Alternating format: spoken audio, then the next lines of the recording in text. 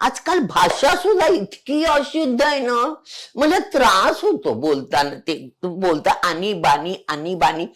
आम्ही आता सिरियल करत होतो, सुंदर आमचं घर. तिथे एक छोटा मुलगा यायचा. आम्ही सगळे छान मराठी बोलतो आणि हा मुलगा आणि बानी, मग मी त्याला बसवायची. अण्णा न न असं.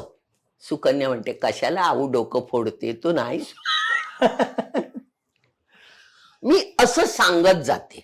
काल पण असं स्टेजवर आम्ही जेव्हा ते परिसंवाद टाईप होतं, त्यातली एकटीने न म्हटल्याबरोबर माझं सुरेखा खुर्चीकडे लक्ष गेलं.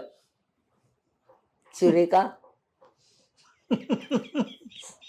कानाला ढेय होत, हे वाचन नसल्याने किंवा आजूबाजूचा परिसर म्हणा, किंवा त्यांच्या घरात बोलायची स्टाईलच असेल तसं. आमची भाषा मराठी नाहीये, आमची कोकणी आहे. कोकणी आणि गावामध्ये कन्नड बोलतात. अच्छा. आम्हाला कन्नडचा गंध नाहीये, कारण आम्ही गावात कधी राहिलोच नाहीये. पण आई माझी मास्तरीण, पप्पा सुद्धा तेवढे छान मराठी नव्हते बोलत, ते नंतर ते पण गावाहून आलेले. आई सुद्धा इकडे शिकलेली, रमाबाई नवरंगे ट्रेनिंग कॉलेज आहे ना गावदेवीला, टीचर. आई तिकडून शिकून मग टीचर झालेली आहे. त्यामुळे स्वच्छ मराठी. आमच्या घरात कोणी आणीबाणी बोलणारच नाही. पण काय लोक पुण्यातले असून, एक मुलगी आमच्या बरोबर होती सिनेमात, आम्ही बँकॉकला शूटिंग करत होतो. पनीर म्हणाली, पनीर. ते कानात असं टोचलं ना. मी म्हटलं, तू कुठे राहते? म्हणाली, पुण्यात. म्हटलं, पुण्यात राहून तू पनीर म्हणतेस?